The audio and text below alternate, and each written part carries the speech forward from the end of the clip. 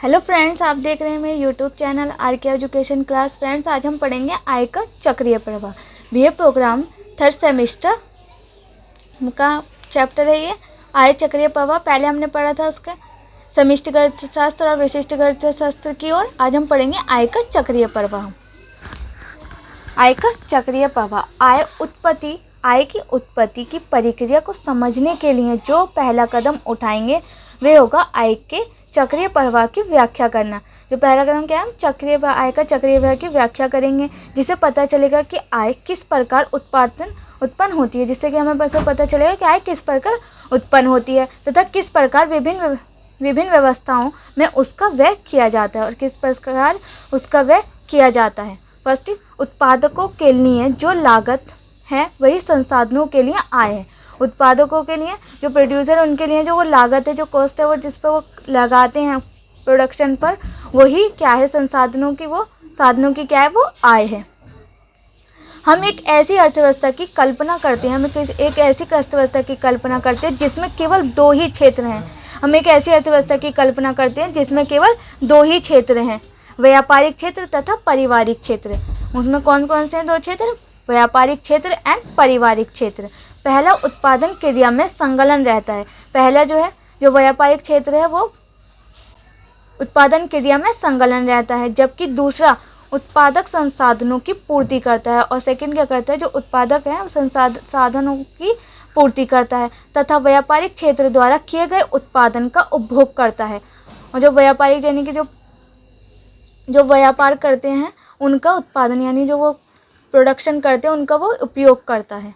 उत्पादन करने के लिए उत्पादक विभिन्न साधनों जैसे कि भूमि, श्रम, पूंजी व उद्यम क्यों नियोजित करता है। इन संसाधनों को उत्पादन में उनके योगदान के अनुरूप अदायगी करनी होती है।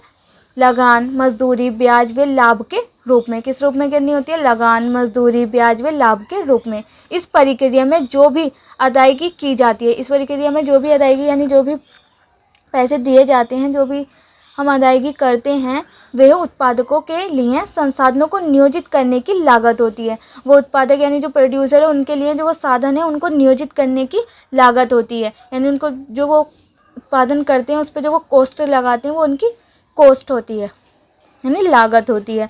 तथा साधनों के लिए आय व्यापारिक क्षेत्र का कुल खर्च है। और साधनों के लिए जो आय है वो व्यापारिक क्षेत्र का कुल खर्च है। अंतवर्ती वस्तुओं पर हुआ व्यय भी अप्रत्यक्ष रूप से उत्पादन संसाधनों को आय के रूप में प्राप्त होता है। और जो क्या कहते हैं, कुल क्षेत्र है, जो व्यापारिक क्षेत्र का कुल खर्च है, वो अंतवर्ती वस्तुओं पर हुआ व्यय, जो अंतवर्ती वस्तु है उस पर भी जो हुआ व्यय है ना, वो भी अप्रत्यक्ष रूप से यानी इनडायरेक्ट रूप से उत्पादन साधनों को आय के रूप में प्राप्त होता है।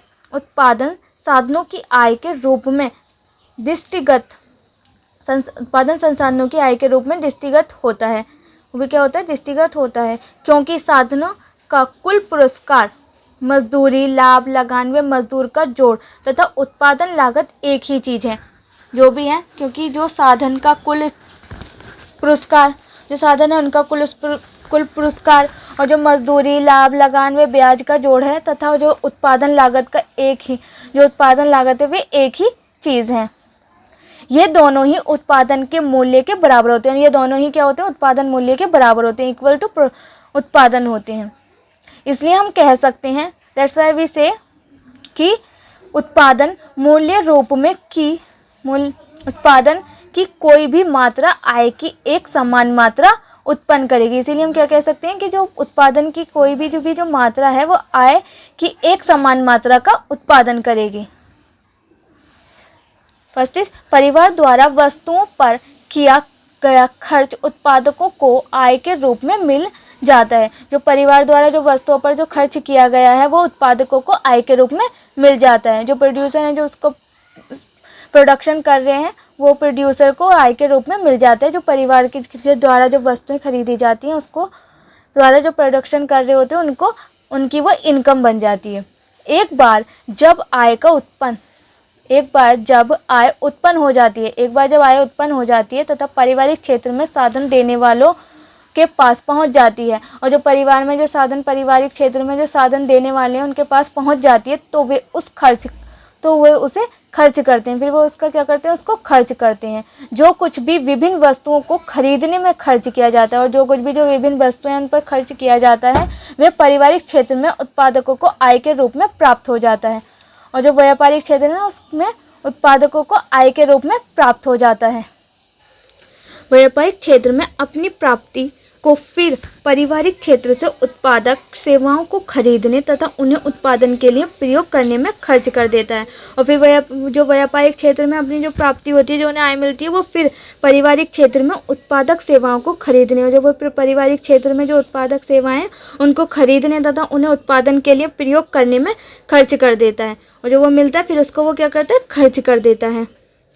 नेक्स्ट इज, यदि परिवार अपनी संपूर्ण आय का खर्च कर दे, अगर जो है फैमिली है वो पूरी जितनी भी से जो आय मिली है वो सबको खर्च कर दे, तो यौगिक मांग यौगिक पूर्ति के बराबर हो जाती है। अगर वो उसको पूरा तरह से खर्च कर दे, जो भी आय मिली है, तो वो यौगिक मांग यौगिक पूर्ति के रूप में के बराबर ही हो जाती है।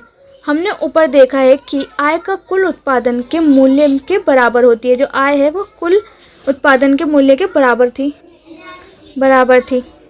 अब यदि पारिवारिक क्षेत्र सारी आय उत्पादित वस्तुओं को खरीदने में खर्च कर देता है, और क्या है, जो पारिवारिक क्षेत्र है वो सारी आय उत्पादित वस्तुओं को खरीदने में खर्च कर देता है, तो कुल व्यय उत्पादन के मूल्य के बराबर होगा। जो कुल व्यय है वो उत्पादन मूल्य के बराबर होगा।